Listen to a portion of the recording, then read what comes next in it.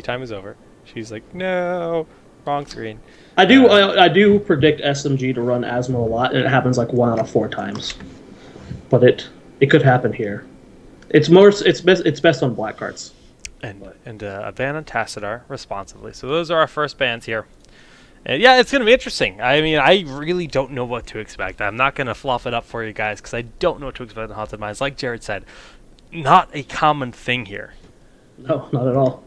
It is it is interesting to see Falstad and Azebo taken. Okay, so not a Bloodless Right comp. wing is less used on this map. Falstad's good because the fly helps a lot. Right wing, There's we a don't lot of see her good. There's a lot of good as much. positionings for Nazebo too. Nazebo, Ravenous is there's like a lot of good places to hide. He's especially like if you catch a fight at the boss in the mines, Nazebo can get a lot of work done. But Arthas Kerrigan picked up here for Cloud9 Vortex. Arthas Kerrigan, both really good. Whoever usually wins the first mines fight wins the game. And as I said, Brightwing not as good here. We see it instantly picked by Mad Timmy with Brightwing Murden being picked here. Brightwing and Murden, you've said multiple times that Brightwing Murden not only counters Nazebo, but having him with Nazebo is just It goes as good. both ways. It goes both ways. Jared, I have a question for you. Do you remember I have which an team answer. was in the top of the lobby? He has no idea. Cloud9. He's going to Cloud9. Okay. Okay. We're hoping the overlay is going to be right. So Brightwing Murden will, in fact, be their picks. Now, I like it. It's already a scary composition. At this point, it really just comes down to whatever they want to throw with that. You can go double tank with this kind of build. You really can pull that off. But there's still a lot of other heroes. I could even see Zagara being picked up to complement their composition. Zagaro's good. I can already tell you we're not going to see Asmodee anymore. Yeah. Sadly. Yeah, that's sad. But Zagara is very good at cleaning up the mines, very good at pushing. She's got great damage. The only thing she doesn't have an escape until level 20 where you pick up Bolt. Now, both teams obviously play Zagara. Arthvon is known for playing Zagara, and we saw Zagara by Rarjar in this last game, so both teams have the option. I'm predicting Mouth. You're predicting Mouth. I think Mouth's For really good at Cloud9. Snap. Cloud9, yeah. Root's really good and winning Especially early fights. at the entrance of the mines. Yeah. Root is incredible for setting up big plays. Yeah. It's a tough call. Everything comes down to those early fights, and I don't know, man. It's tough. It is a tough call to make here. This is it all comes down to those early fights. That's why the draft is taking so long.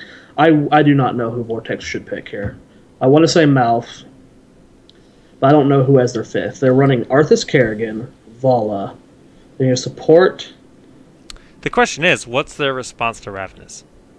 Kerrigan is good, but that's it. So do they have to get something else? Usually the game is decided before ults. On Haunted Mine, you're right. It is very different in that regard. But maybe SMG has a because SMG's always been the innovative team. and like you just said, more often than less, this is going to be a shorter game. Haunted Mines tends to have the shortest map length. God, this kitty is actually relentless in the lap cuddles right now. But yeah, back to the point. I mean, they have to consider, getting rid of that Nazebo. Now, Stitches, I believe, is still available. He was not banned out, correct? Stitches is available. We've seen Abathur a few times on this map. It's just been so long since we've seen Abathur doesn't Haunted make sense to me at all. He's good in early fights. The shield and the damage he brings to early fights can help you win the mines. It's just been so long since we've seen this map. I don't know, man. That's why it's taking so long, guys. These guys, like most people, do not have practice on this map. So we're missing one hero, more than likely Soldier's pick, on SMG. We're missing 2 heroes from Mr. Vortex. Yeah, I still like the idea of Zagara for Yeah, Zagaro's great for pushing. Symbiote here. But they really need to have an answer to Ravenous. And they're really thinking through this. Now, Mouth, like you said, not only good for the roots, but it's good for the it's good for the heal sustained through the Ravenous Spirit. So maybe that's what they go with, and then they don't really need to worry about the stun too much because the strategy then becomes, okay, we just sustain through it, and that's good and dandy, and that is a fine option available. So I'm gonna say that Malfurion. Let's just say he's a definite because you mentioned it. I'm agreeing for multiple points. The more I think about it, the more it makes sense. But for the secondary, Taika was banned out. Tassar still available. Tass was banned out. Oh, Tassar was banned. Yeah. That's right. Yeah, he was banned out. So maybe they go for Hammer Malfurion? I don't think... No. On this not map? Hammer. Hammer just, like, if you just try and imagine her fighting in the mouth. Zeratul. So yeah, Mouth, we were right there. But Zeratul. And then Asmodan! Yes! God, yes! Jared is just full on hype face right now, typing to his friends. I lost it because they juked me out. Arthlon had Falstad selected, and I was like, oh, they're not going to play Asmodan. But then they picked it. Oh my god. I've seen them run it in scrims chat. I know you're thinking, whoa, Asmodan? It has potential. It has. Asmodan potential. It has potential. Asmodan potential. Well, that's going to be our draft. Asmodan potential. Gosh, I keep hitting the other draft screen. Well, we're ready to roll. Let them know.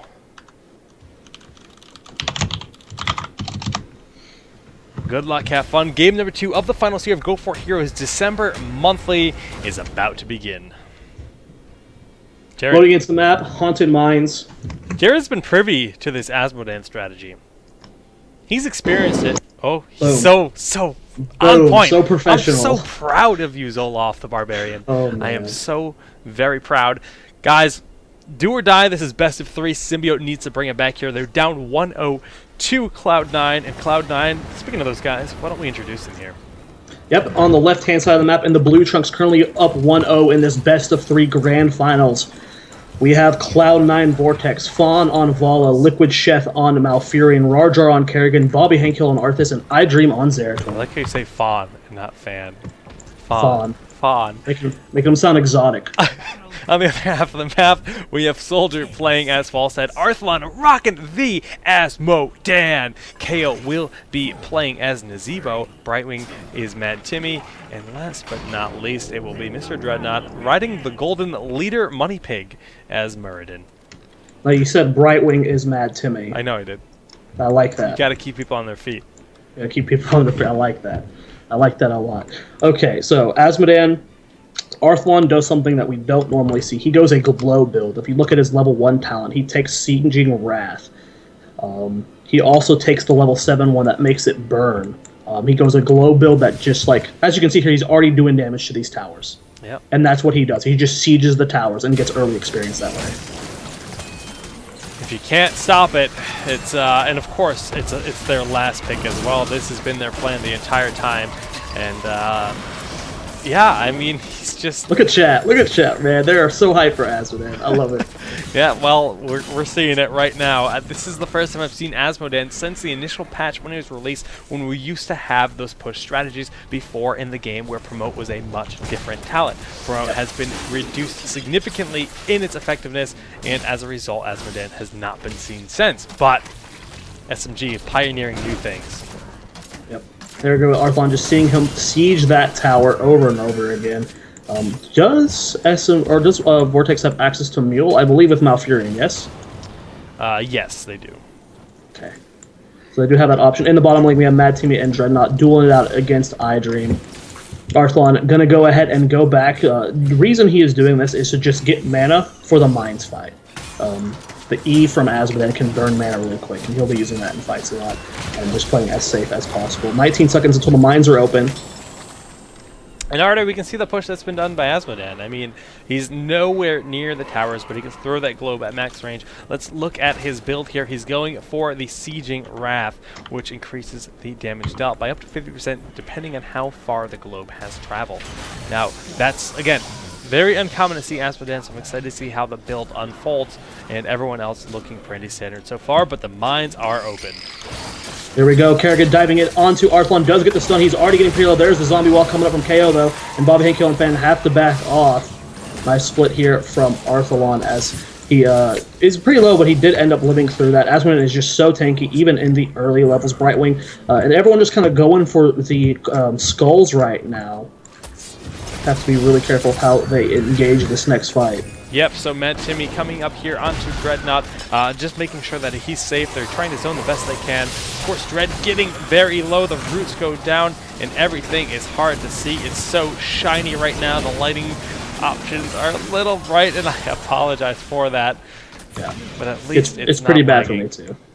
It's lagging for me. It's not very fun. And we have SMG in full retreat here. Brightwing is up, so she is able to teleport straight into Soldier, help them fight for these. Arthlon just lobbing in bombs from so far away. Has to be very careful, though, not to get engaged upon. And it looks like Cloud9 Vortex is backing off just for a moment here.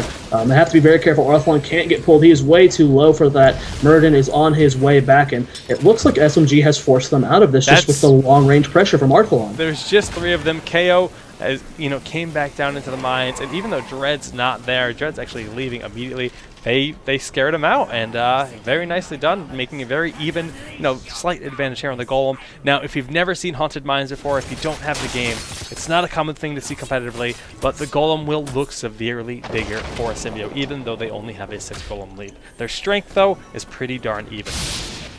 Yeah, Golems are pretty even right now. We'll have to see how they're going to swing this in those favors. We do have both teams taking the Giants. Will there be a fight for the Knights here as Dreadnought is scouting that out? Soldier over there to assist if needed.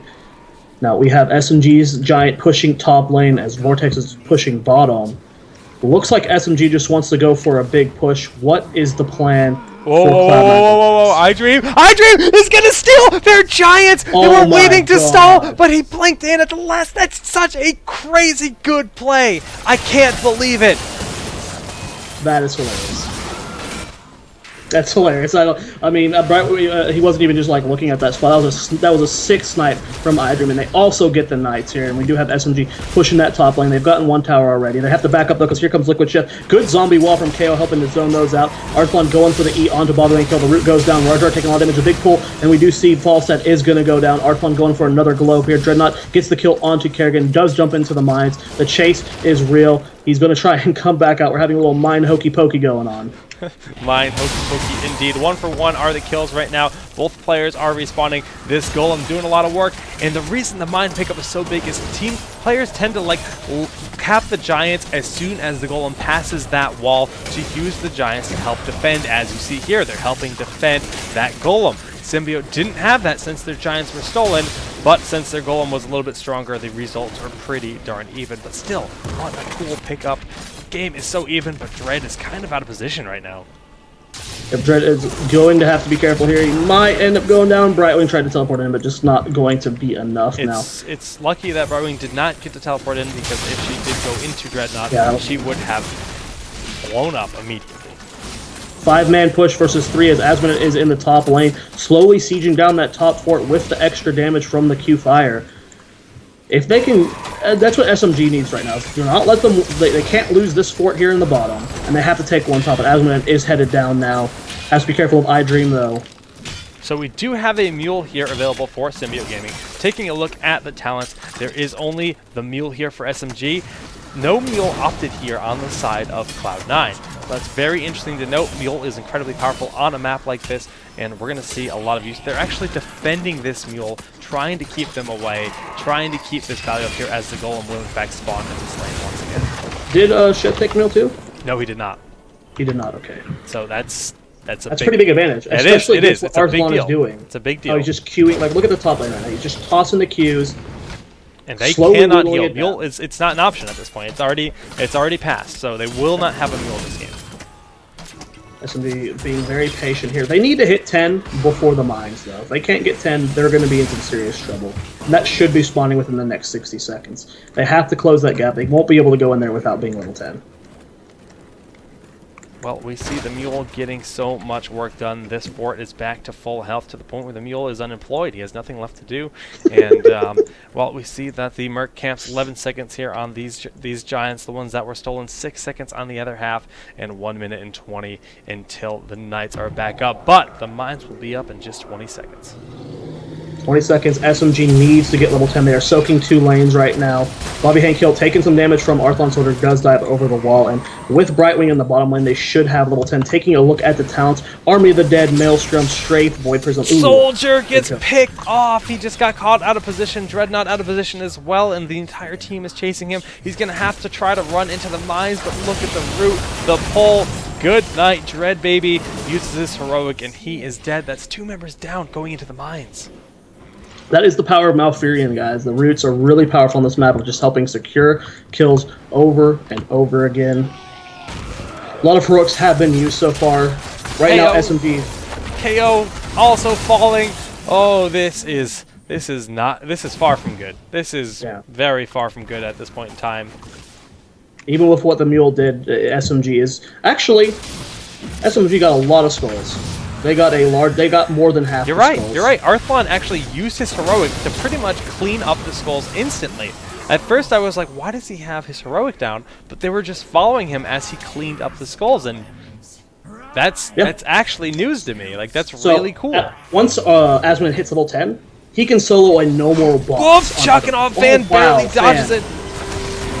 Our Tranquility does go down, trying to keep Fan alive. The Void Prism to Hair to save his teammate, and great follow-up from Vortex. Dreadnought's gonna fall there. Can't believe they saved him. Soldier getting in Venom. Brightwing trying to keep him alive. Goes into the mine. Roger leaps in. They're gonna go for the chase. Mad Team needs to be very careful, though. If he gets rooted or slowed, he is not gonna make it out there. But the Malfurion root. This is what we're talking about. Like, I have no words. This is insane.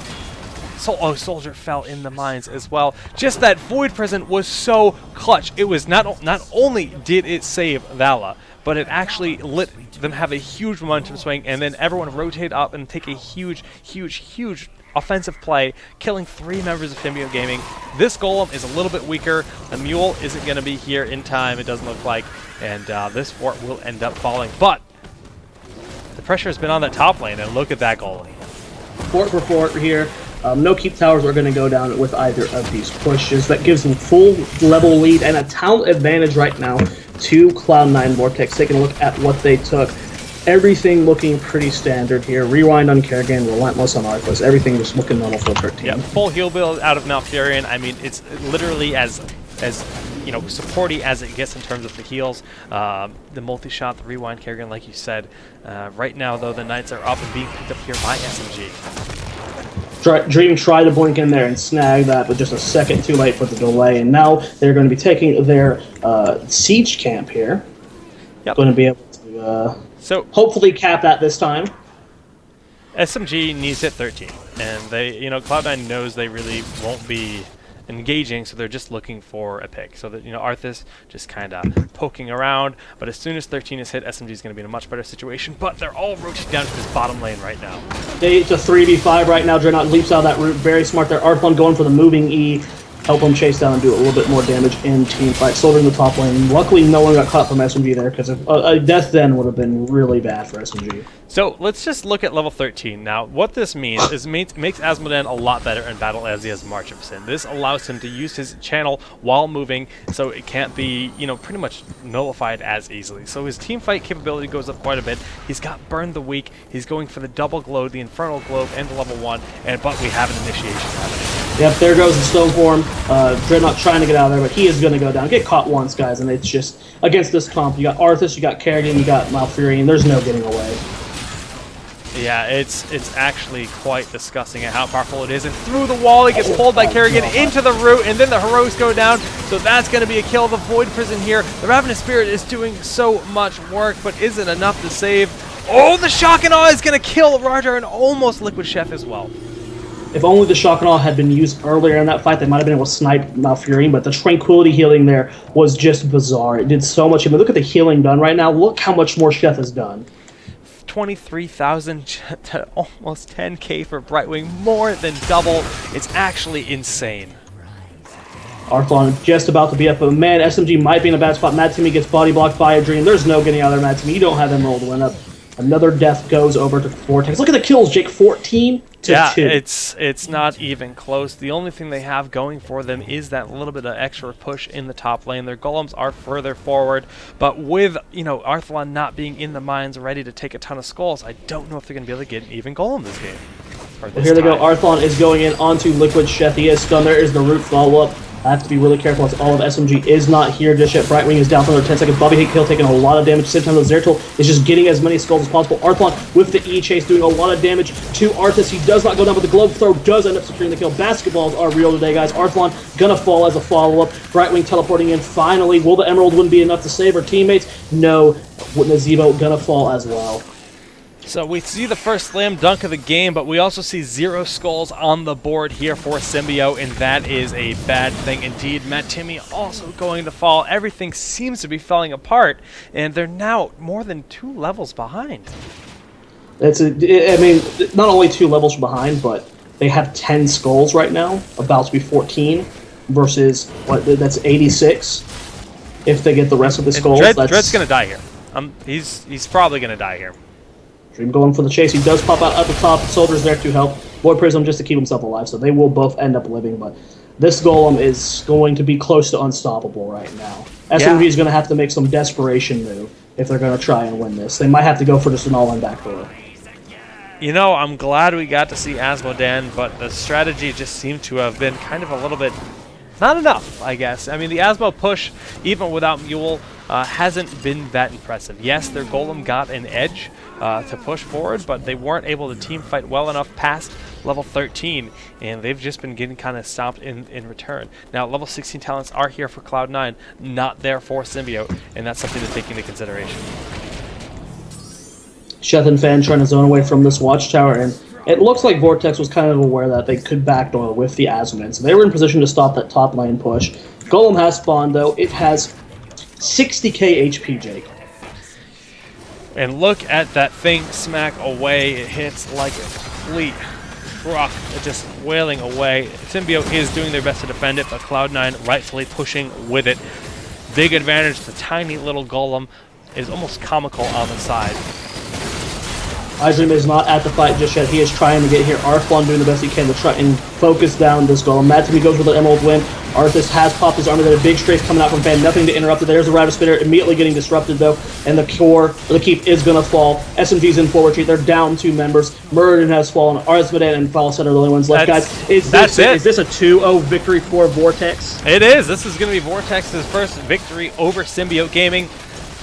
Dethroning them here, and this is going to be the first ESL. Oh, I mean, that doesn't mean anything. Oh, that's actually so BM. That's so BM. Wow. GG's to Cloud9, Vortex, and Symbiote, coming out today, but SMG had a strategy on Haunted Mines where they run with Asmodan, and it wasn't enough. Yeah, it's Arthas Kerrigan, man, it's just brutal on this map, mixing the Malfury, and it just, anytime you get caught out of position, you're dead. There's no living through that kind of burst. With the double Envenom, with the permanent lockdown, it doesn't even matter if you're Muradin and you use Avatar right off the bat, you're going to die. I mean, the Howling Blast, Roots, Kerrigan, if you get even sighted out of position, you get blown up. We saw that incredible steal with the Zeratul out of iDream on the Giants, like just a little cheeky play. But they're supposed to be getting this big edge on the Golem push, and when you lose those Giants, those defensive Giants, it makes a difference. It really does. It might seem like a little thing when you think about it, but the idea of the Giants is the fact that they have the advantage on the skulls, they have the advantage on the push, and those Giants are going to be used defensively, so they ignore the other team's Golems. And as a result, that golem got a lot more work done than it should have.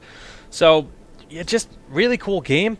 It was fun to see Haunted Mines for a change, because that's something we see all that often.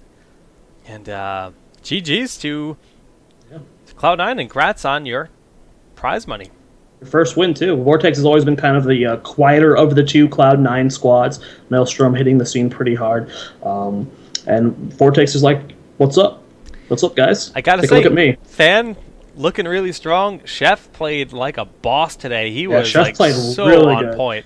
This is the best we've seen Chef play. I would agree. I would agree. This He was his played best very Chef. well. Yeah, and of course Bobby Hankill and Rajar and iDream, those guys. Yeah, they all played very well. Yeah, they all stepped up their game, man. Really today. They refined. deserved to win. Yep. $250 in the pocket. In the pocket, and again, all 4 teams that made it to the semifinals will be advancing to the Go4 Heroes major here, ESL's Heroes of the Storm Tournament Series. So that pretty much does it, Jared. Yeah, that was a great cast. Thanks for bringing me on, Jake. Sorry to all the Kubius Maximus fans out there, but I had to fill in for him today because he has this thing called a job. Weird. What? Weird, right? Yeah. Gross. Who does that? But thanks for having me on, Jake. You guys can follow me over at Zoya_TV on Twitter. You can follow my Twitch stream at Zoya TV. I'll be streaming again now that I have fixed my PC. And make sure you guys check out Town Hall Heroes tomorrow night at 9 p.m. Eastern, 6 p.m. Pacific. It's a show that Jake, myself, Kubi, and Sham2 do. We talk about Heroes of the Storm tomorrow. We had Evil Geniuses Idra on to talk about EG, their future as well. It's why they've been kind of underperforming lately, and a bunch of other hero stuff. So make sure you tune into that tomorrow night. That's all I got, Jake. Well, just once again, thank you everyone for tuning in. Thank you ESL for putting this together, CSD for all your work as an admin, and the other ESL admins for all the work you do making this happen. Huge shoutouts to everyone on the Reddit community that helped organize the VODs and make the esports community, help the esports community grow. It's really great stuff. And Jared, thank you for joining me. It's always a pleasure casting. Our second time casting together. It's a lot of fun.